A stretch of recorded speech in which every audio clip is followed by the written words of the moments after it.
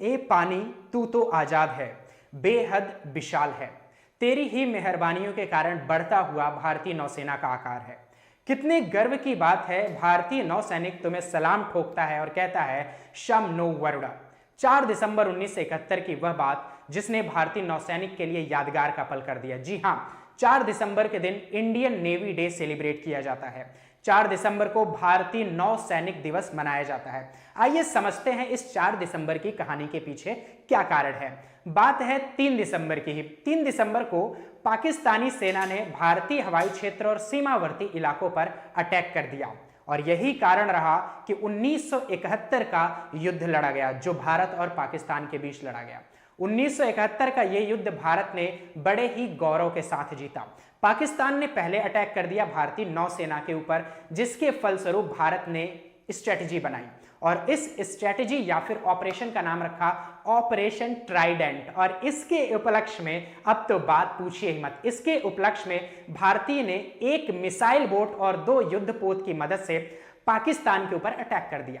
पाकिस्तान के कराची में स्थित नौसेना के हेडक्वार्टर के ऊपर पहला हमला भारतीयों का हुआ और जिसमें जहाजों के समूह पर और पाकिस्तान के ऑयल टैंकर को तबाह कर दिया गया। अब समझिएगा कहानी कितनी बड़ी थी और कितना बड़ा यह हमला हो गया, कितनी बड़ी यह विजय थी।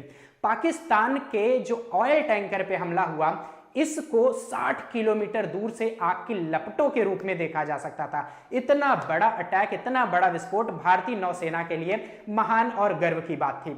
आगे बढ़ते हैं। इसको पाकिस्तान ने 7 दिन तक भी बुझा नहीं पाया। पाकिस्तान के पास हिम्मत ही नहीं हुई कि इस आग की लपटों को कम किया जा सके। 7 दिन से ज्यादा तक ये आग की लपटें जलती रही और फाइनली क्या हुआ, फाइनली भारत इस युद्ध को, 1971 के युद्ध को भारतीय नौसेना की मदद से जीत गया।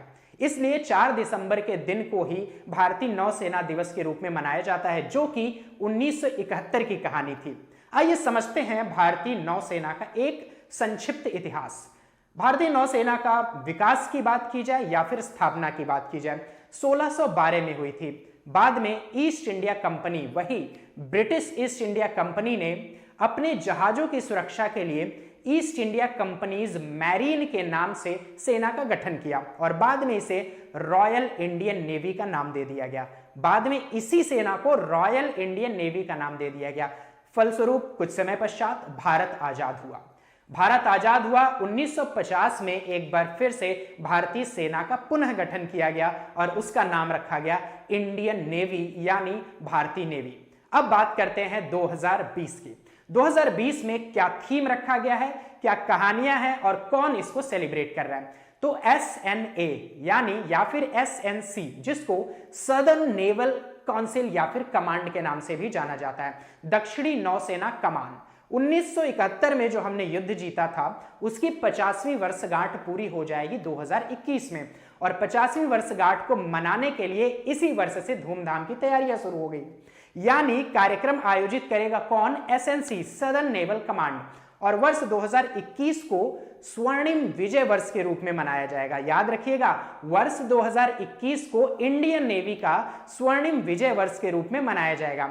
SNC ने जो भी प्लानिंग की है उसका एक थीम रखा है और जो 4 दिसंबर 2020 से ही शुरू हो जाएगा। इस थीम का नाम है combat ready, credible and cohesive.